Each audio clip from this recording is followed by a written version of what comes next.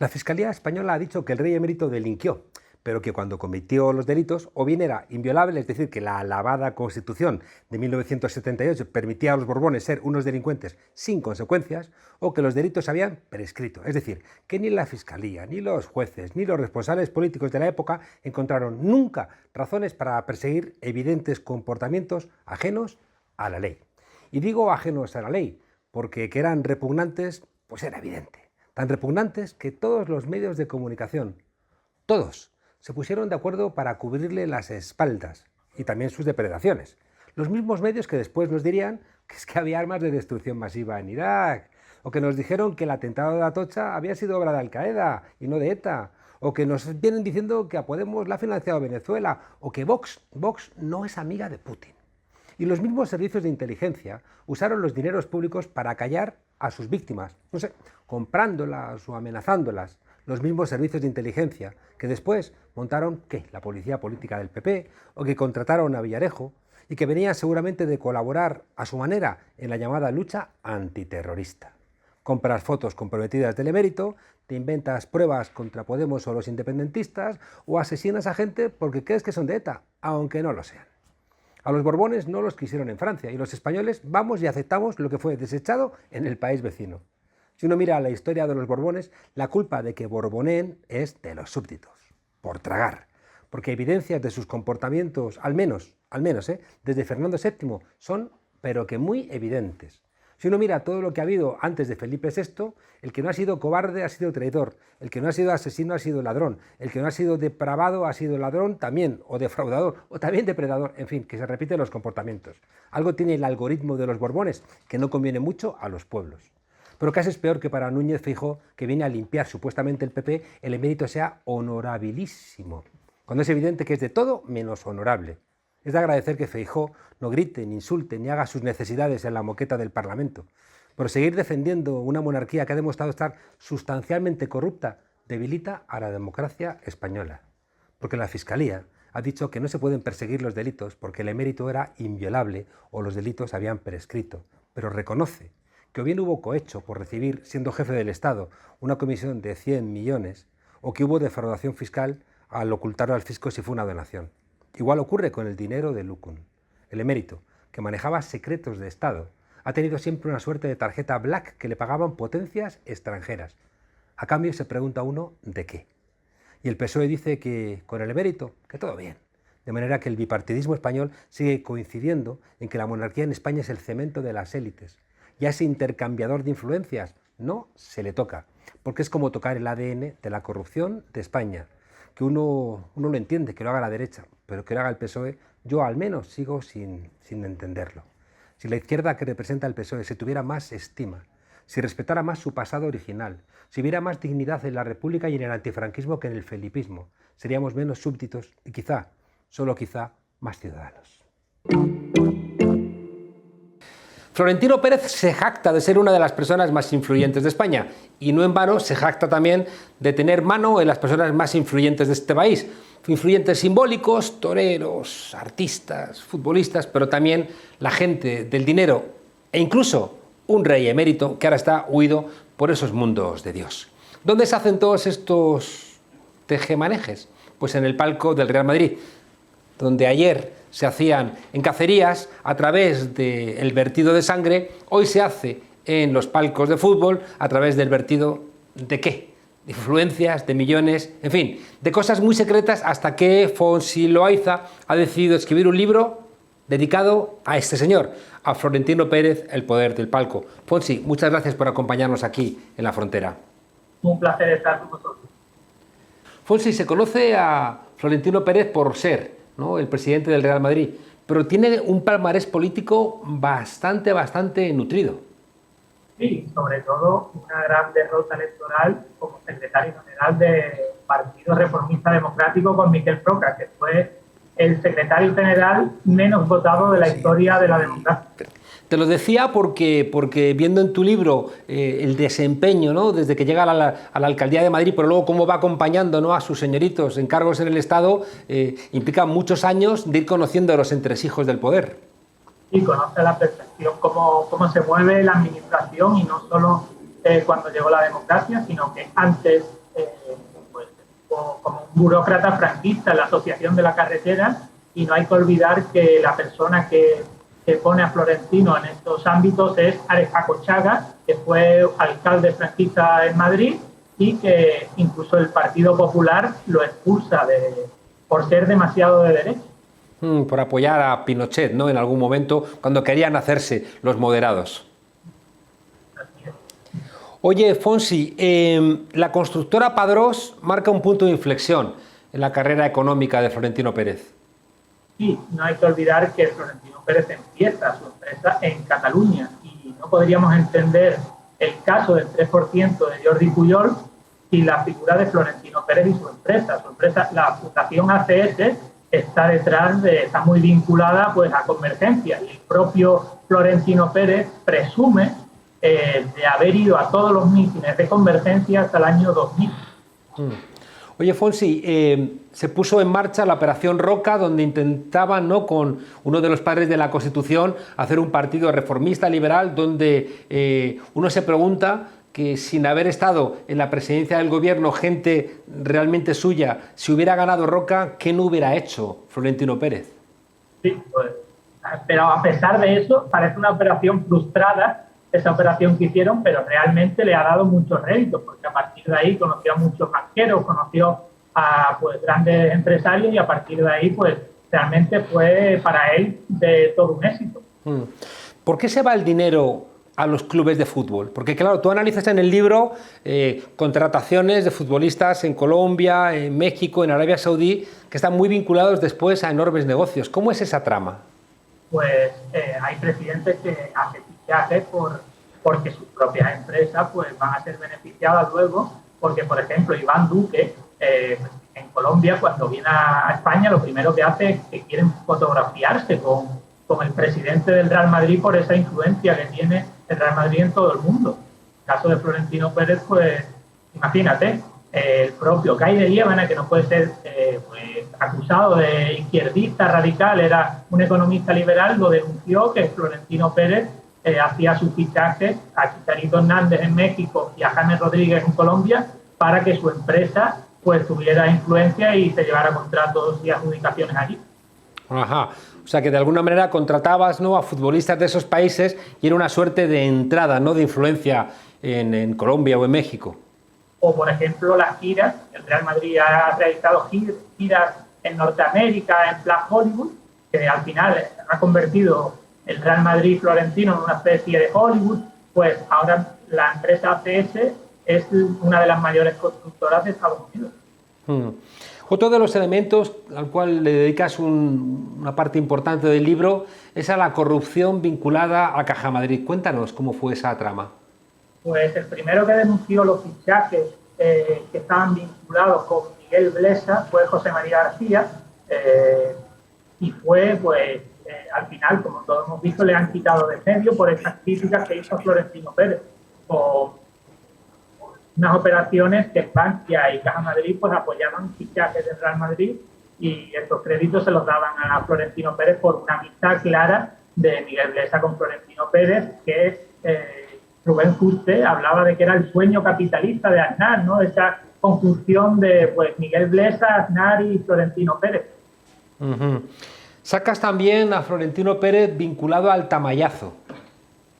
Sí, claro, él ha estado muy vinculado a toda esa facción del PP liberal de Esperanza Aguirre, y ha sido pues la persona que más adjudicaciones ha conseguido con Esperanza Aguirre y con Ruiz Gallardón, por supuesto.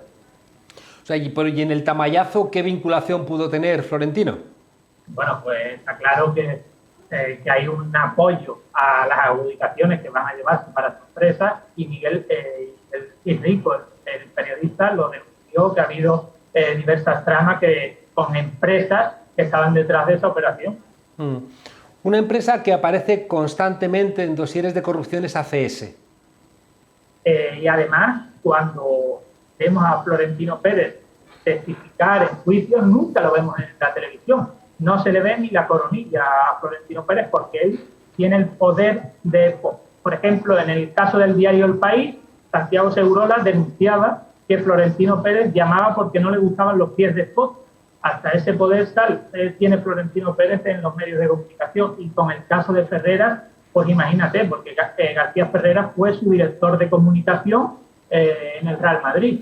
Pues nunca vemos implicado a ACS en este tipo de corruptelas. Y el propio Florentino Pérez, en un juicio en la Operación Púnica, el juez le pregunta: ¿usted ha financiado al Partido Popular? ¿Le han pedido dinero para el Partido Popular? Y el propio Florentino, como si fuera una especie de padrino, le dice: me molesta la pregunta, y si la gente me conoce, no se atreve a hacerme ese tipo de preguntas.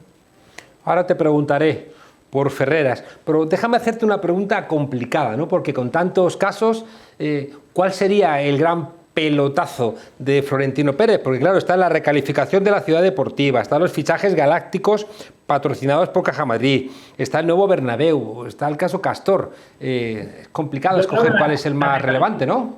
Yo creo que la recalificación de la ciudad deportiva fue el gran pelotazo que dio Florentino Pérez, y además, en el caso de García Ferreras, censuró a la única concejal que se oponía del PSOE, a Matilde Fernández, y en la cadena SER, que entonces Ferreras era el director, pues la censuraron por completo. Y además también hay que decir que Florentino no solo controla cierta derecha, ¿no? Porque el caso de la izquierda, cambiaron su voto, Izquierda Unida, y al final acabó apoyando este pelotazo de Florentino Pérez, y ahora esta persona, Inés Sabané, pues está en Más País, y Manuela Carmena, el caso de Manuela Carmena, al final han apoyado la operación Chamartín. Hablando de dineros, el Real Madrid ha pedido otro crédito, ¿no?, de 225 millones, más los 575 presupuestados inicialmente para la reforma del Bernabéu, y ha pedido dinero de los fondos europeos. Sí, es tremendo, y también en los planes ICO y demás, y al final, pues estas grandes empresas siempre tienen todo tipo de facilidades, como el caso de Abertis, que acabamos de rescatar a Abertis por el fin de los peajes de la P7, 1.000 millones de euros que le acabamos de dar a la empresa del señor Florentino Pérez. Fonsi, Púnica, Gürtel, Terra Mítica, sin embargo parece que el banquillo se le resiste a Florentino Pérez. Ya te digo, cuando ha ido testificando como testigo, pues el tipo ha podido presumir de su arrogancia, diciendo eso, que le molestan las preguntas, y en la Operación Púnica, literalmente, vamos, es que crea un medio de comunicación falso vinculado a Eduardo Inda, a un diario con el periodista Javier Iglesias, y llega incluso Florentino Pérez a presionar a su propio entrenador de fútbol, Ancelotti, con un medio de comunicación falso para que ponga un futbolista, Gareth Bale. Es algo increíble que esta persona pues siga campando a sus anchas sin que sea juzgado. Bueno, hemos visto que ha entrado en la cárcel un ministro como Rato, ¿no? Hemos visto que, no sé, el yerno del rey, ¿no?, también entra en la cárcel. Resulta extraño, ¿no?, pensar que siendo culpable Florentino Pérez no corriera igual suerte. Creo que no lo veremos nunca.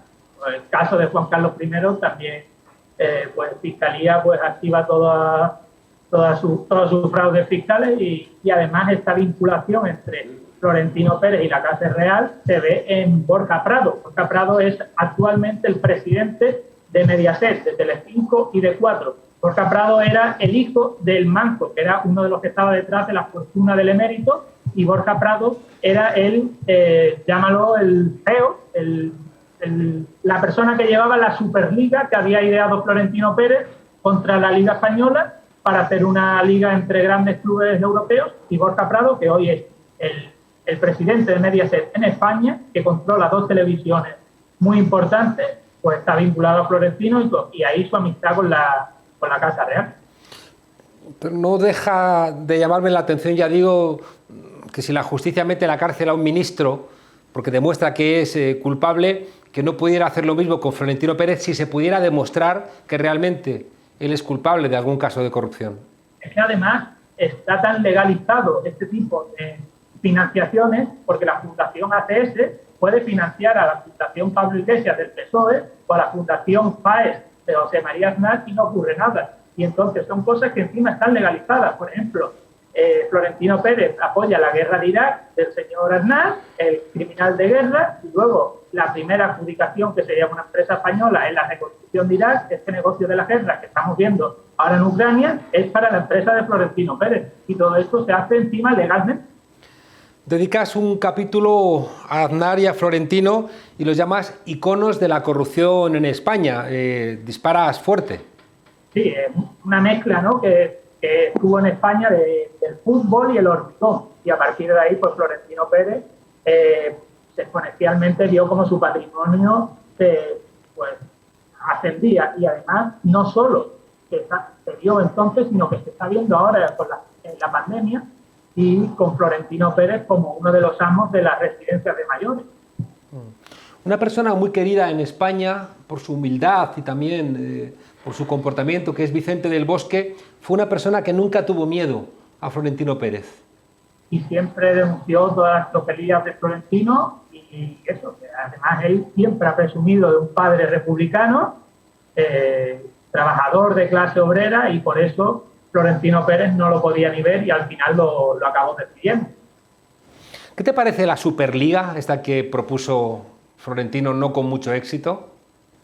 Pues al final Florentino Pérez vio cómo los aficionados van por otro lado. Lamentablemente, el fútbol cada vez se parece más a los empresarios como Florentino, más al negocio, más al fútbol moderno que llaman, que los propios aficionados. Sin embargo, le salió mal la jugada porque los propios aficionados en Inglaterra se echaron a las calles contra esta Superliga, esta operación que hizo Florentino Pérez, además presentada de una forma un poco patética en un programa que se llama El Chiringuito, de Josep Pedrerol, muy mal planificado, y le salió la jugada bastante mal. ¿Tú estuviste en El Chiringuito una vez? No he estado en el ¿No te han invitado? Sí que me han invitado alguna vez, pero vamos, ese programa es de lo más lamentable que existe en este país. Y además, gente vinculada a negocios de narcotráfico, han sido metidos algunos en la cárcel, Congo, un tal François Gallardo, y están metidos lo peorcito. Es como, lo más lumpen que hay está metido en este programa, que además dicen que no hacen política, pero son políticos realmente, porque al fin y al cabo, detrás de toda esa banalización que se hace del deporte, realmente está el poder, y el poder le interesa que estén estos chiquilicuatres haciendo ruido para que las factorías que están en los palcos pues se escondan. Hablando de poder y deporte, ¿qué te parece la expulsión de Rusia de las competiciones internacionales? Pues yo creo que es algo que se muestra como la hipocresía, ¿no?, de la FIFA, porque en Qatar, donde van a hacer el Mundial, que se hizo también gracias al apoyo del Real Madrid y del Barcelona, entonces se están vulnerando todos los derechos humanos, están construyendo estadios con muchas personas que mueren, trabajadores, han muerto más de 6.000 trabajadores, han muerto en los estadios, y eso parece que no le importa a la FIFA. Yo creo que es la hipocresía de esta institución, con todo el mundo, con todo lo de Qatar, que se llegue en el Mundial allí, donde se vulneran todo tipo de derechos humanos, pues quedan retratados ellos mismos. Decide Eduardo Inda en España, es decir, cloacas mediáticas, y Eduardo Inda tiene una relación profunda con Florentino Pérez. ¿Cómo es esa trama? El propio Florentino Pérez Saudi dice que Ferreras y él mismo pusieron de director del Marca a Eduardo Inda, y Eduardo Inda tenía un poder en el diario Marca, que era que entonces sigue siendo el diario más leído de nuestro país, y entonces además el único leído por el presidente de gobierno, M. Rajoy, que todavía no sabe quién es. Y Ferreras también es otro acompañante de este trío del apocalipsis. Sí, por supuesto.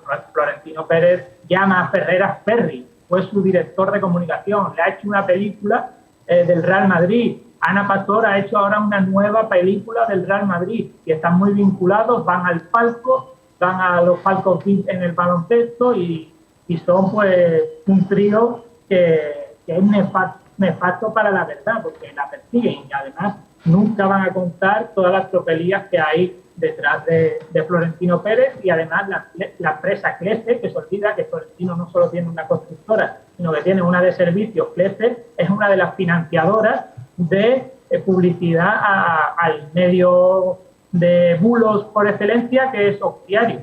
O sea, así que Florentino llama a Ferreras Ferri, yo te llamo, porque así lo pone en el libro, a ti, Fonsi, y eso no significa que todas las cosas que hagas me van a ser imputadas, ¿no? No, pero bueno, si dices que yo pongo a tal o a cual en el diario más leído, pues seguramente sí. Fonsi, otro que sale relacionado con Florentino es Villarejo. El otro mismo día, hace 2 o 3 días, Villarejo ha pedido que certifique Florentino Pérez por la venta de informaciones y demás. Y claro, el excomisario Villarejo tiene diversos audios sobre Florentino Pérez, diciendo el propio Villarejo que Florentino Pérez es que controla medios de comunicación. ¿Qué han dicho los jueces de empresas o del entorno directo de Florentino Pérez sobre la corrupción, ¿no? Porque si todos son sospechas, todos son meras indicaciones, pero no se sustancian nada, alguien podría decir que lo que hay es una envidia enorme por alguien que ha tenido mucho éxito. Hombre, podrían decir también que Florentino Pérez ha empezado en un garaje y todo ha sido a base de esfuerzo, y es un emprendedor, pero realmente yo creo que la gente, si lee el libro, se dará cuenta de que todo está documentado y que todo lo que hace esa empresa, además, está vinculado a ciertos sectores en Latinoamérica muy peligrosos, que fueron denunciados por la activista Lolita Chávez, que la empresa APS pues denunciaba, Lolita Chávez, que estaba detrás de operaciones para quitarle un río en Guatemala y hacer una hidroeléctrica allí y hacer pues campando a sus anchas con mafias y demás. Fonsi, a otros plebeyos como Mario Conde, las grandes familias al final lo metieron en la cárcel. En cambio, a otro plebeyo que se llama Pérez, como Florentino, parece que no han sido capaces de cerrarle el paso. ¿Por qué? Porque el Real Madrid es el gran poder en nuestro país, y mientras tenga ese control, que además ha conseguido perpetuarse en el poder del equipo de fútbol, porque además nadie se puede presentar en España a ser presidente del Real Madrid, salvo él, pues mientras tenga ese poder no caerá nunca. Por los estatutos, ¿no? Que tienes que tener o 20 años o ¿cuánto es? 70 millones de presupuesto, ¿no? Básicamente su patrimonio, el único en España que tenga tanto, es él o Aznar, o Vicente Boluda, que es otro que fue presidente del Madrid también, del tipo de Florentino, pero vaya, que fue presidente unos meses y ya no se podría presentar. Pues aprovecho a decir a toda nuestra audiencia que yo nunca, al menos de momento, voy a poder ser presidente del Real Madrid. Fonsi, nos vamos, contéstanos. Ni te veremos en el palco como a Manuela Carmena. Creo que es complicado, ¿no?, que me veáis en el palco, pero nunca digas de este agua no beberé y de este padre no soy hijo, pero no está en mi vida. Y a esta edad ya, como que seguramente no me toque, pero vaya usted a saber. Déjame terminar preguntándote por algo que tiene en tensión, ¿no?, y con los esfínteres apretados a todo el madridismo. ¿Tú crees que terminará fichando a Mbappé? No lo sé, pero si lo ficharan, al final lo acabaríamos fichando todos y pagándolo todos. O sea, que de alguna manera planteas que es posible porque las cosas que son prácticamente gratis, ¿por qué no hacerlas? Sí, pues, claro, Florentino es uno de los que sabe conjugar eso de socializar las pérdidas y privatizar los beneficios. No puedo dejar de preguntarte a alguien que está en el epicentro, ¿no?, de la corrupción en Madrid, por su hermano. Ella misma ha reconocido que se embolsó en mitad de la pandemia una comisión por traer unas mascarillas de China que no podía vender directamente, y se buscaron una empresa experta en ganadería para vender las mascarillas a la Comunidad de Madrid. ¿Tiene algo que ver Isabel Díaz Ayuso y Florentino, ya que prácticamente todo lo que huele un poquito a oscuro al final se relaciona con el presidente del Real Madrid? Pues detrás de este clan Ayuso, uno de los padrinos es Florentino Pérez, porque su empresa es la que más adjudicaciones ha recibido durante la pandemia. IFEMA ha recibido más de 35 adjudicaciones, ahora en el Zendal también construyó el pabellón. No me digas que Florentino también ha tenido que ver con el Zendal. También hizo el pabellón y la construcción del pabellón del hospital. En fin, no se libra ninguno de estas personas que tanto nos alegran a nuestra democracia. Fonsi Loaiza, Florentino Pérez, el poder Del palco, un periodista valiente que se atreve con algo con quien en este país muy poquitos se han atrevido. Por algo será. Un fuerte abrazo y hasta pronto aquí en La Frontera. Un placer.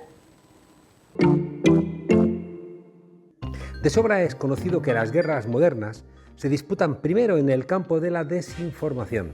Bulos de destrucción masiva, que muchos medios dan por cierto sin la debida comprobación. Por ejemplo, que una cadena como Antena 3 emita imágenes de un videojuego y defienda que será un ataque contra Ucrania, pues ya tiene delito. Mentiras que, aunque parezcan groseras, van calando poco a poco en la opinión pública. Hace una semana la Eurocámara emitió un informe sobre la desinformación que demostraba la financiación rusa a los partidos de extrema derecha europeos, entre ellos a Vox. Pues bien, solo unos días después una diputada del Partido Popular en el Parlamento gallego se permitía decir esta barbaridad. Dende o noso grupo queremos condear rotundamente a invasión que está facendo o réximen comunista soviético de Vladimir Putin. El régimen comunista soviético de Vladimir Putin saben que mienten, pero no hay problema, porque los medios les cubren las mentiras. Los medios son sesgados y partidistas, porque el que paga manda. A continuación, y aunque corramos el riesgo de acabar como Russia Today o Sputnik, vamos a dar 3 apuntes sobre Ucrania que salen fuera del relato oficial, pero que conviene aclarar para que la mentira no sea, una vez más, la primera víctima de este cúmulo de barbaridades. 1. Empecemos por Vladimir Putin. ¿Es comunista el presidente de Rusia?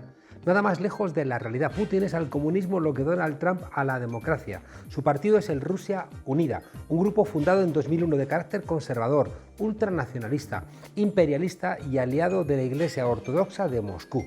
La oposición a Putin en el Parlamento ruso la ejerce precisamente el Partido Comunista de Rusia. Y raro es el día en que Putin no encierra a algún comunista. ¿O por qué ha sido todo este tiempo Putin amigo de Vox, de Le Pen, de Salvini, de Trump? En las elecciones legislativas de septiembre de 2021, unas elecciones marcadas por la represión y la sospecha de pucherazo, la Rusia Unida de Vladimir Putin obtuvo 324 escaños frente a los 57 del Partido Comunista. Si alguien necesita más pruebas, solo tiene que repasar lo que dijo sobre Lenin en el discurso que pronunció para reconocer la independencia de las regiones de Donetsk y de Lugansk. Y se suele argumentar la amistad con Venezuela, con Nicaragua, con Cuba. Vamos a ver, la geopolítica no tiene nada que ver con la ideología. Si alguien lo acorralas, se va a apoyar en quien pueda echar una mano, y pretender que ahí necesitan algún tipo de identidades ideológicas es no entender nada de nada. Ленинские принципы государственного строительства оказались не просто ошибкой.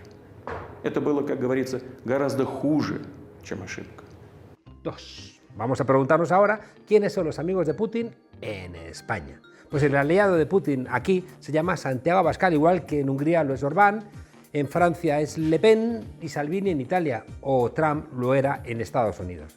Populismo ultranacionalista de extrema derecha, valores antiguos, homofobia, defensa de la familia tradicional, un nacionalismo agresivo que necesita enemigos interiores y exteriores y, por supuesto, siempre desprecio a las mujeres. Más pruebas. ¿Pero quién financia a Vox?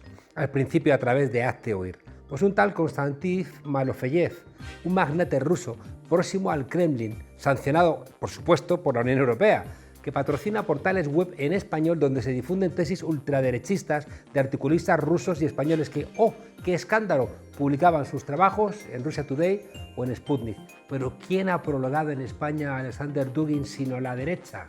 Por cierto, para los que defienden la censura de Russia Today o Sputnik porque son prorrusos. ¿Acaso es que han sido neutrales alguna vez el Washington Post o el Financial Times o la CNN o Antena 3 cuando defendían la guerra de Irak, diciendo que había armas de destrucción masiva y costaron la vida a 600.000 personas? ¿Alguien pidió alguna vez censurar a Telecinco por entrevistar a Saddam Hussein en diciembre de 1990? ¿Y acaso han pedido cuentas a todas las cadenas que contaron las mentiras de Aznar sobre el atentado de Atocha? ¿Y no es Radio Televisión Española algo perteneciente a las instituciones públicas españolas? ¿Y no es Telemadrid algo que pertenece a la comunidad autónoma madrileña? El régimen iraquí tiene armas de destrucción masiva. ¿Eso usted está seguro? Puede estar usted seguro, puede estar usted seguro, y pueden estar seguros todas las personas que nos ven que les estoy diciendo la verdad. 3. El negocio de la guerra. Pues claro, sabemos que hay contratistas rusos en Ucrania, pero es que ya no nos acordamos de los contratistas norteamericanos en Irak con la Halliburton de Cheney. Cuentan que incluso cuando los camiones de Halliburton pinchaban una rueda, es que ni siquiera los cambiaban, dejaban ahí abandonado el camión en la carretera de Irak porque el dinero sobraba. Sus empleados pagaban facturas de hotel de $10.000 diarios y alquilaban coches por $7.500 mensuales. Sería por dinero. Pagaba el pueblo norteamericano, claro, y el pueblo iraquí al que le robaron el petróleo. Excesos y prepotencia que también pagamos después los españoles el 11 de marzo de 2004. ¿Y qué decir del hijo de Joe Biden? Es que nos hemos olvidado que hasta 2019 fue director de Burisma Holding, que era la mayor empresa privada de petróleo y gas de Ucrania. ¿Que son casualidades de la vida? ¿Que tuviera este cargo mientras que su padre era vicepresidente de Estados Unidos? Algún mal pensado podría hablar de conflicto de intereses, pero te van a decir entonces que es que no estás siendo veraz, que no estás trabajando para la lógica occidental. El capitalismo, al fin y al cabo, ese sistema que tanto sufrimiento ha provocado a lo largo de la historia, que nos lleva, eso sí, a la luna, porque aquí depreda el Amazonas o Ucrania.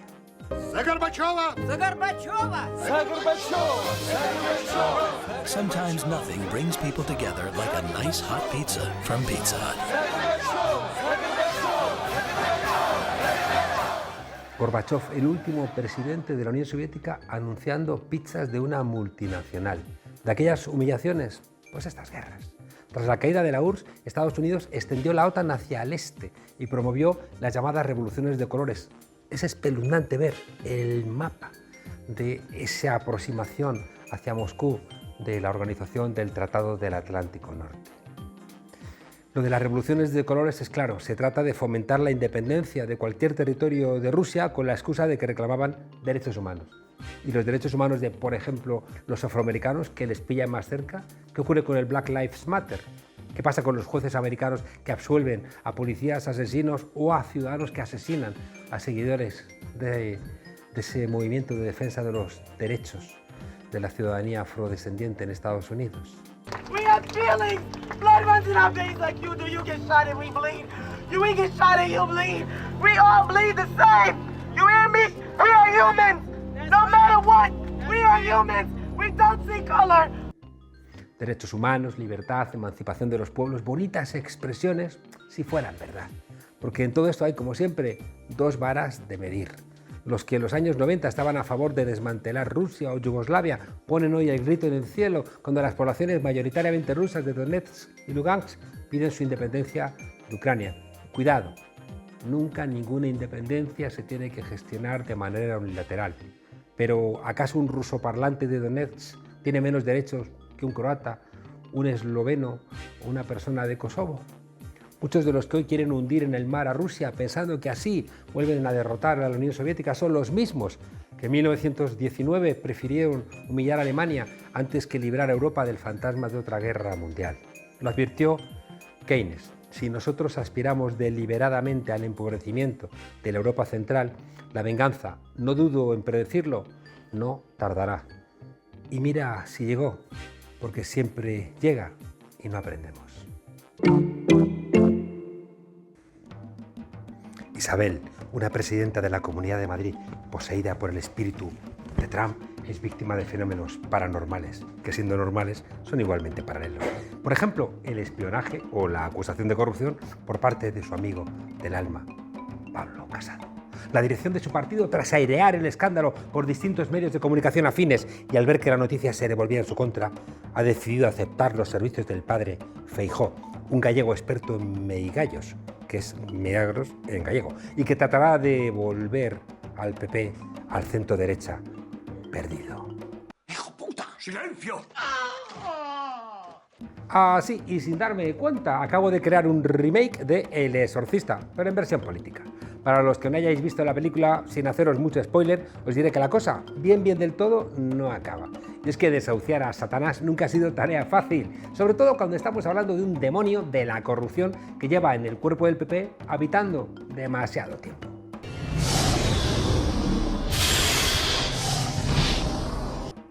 ¿Qué hacer en estos casos? Pues el manual del buen exorcista dice que es necesario un buen crucifijo y en el caso del PP, muchos litros de agua bendita.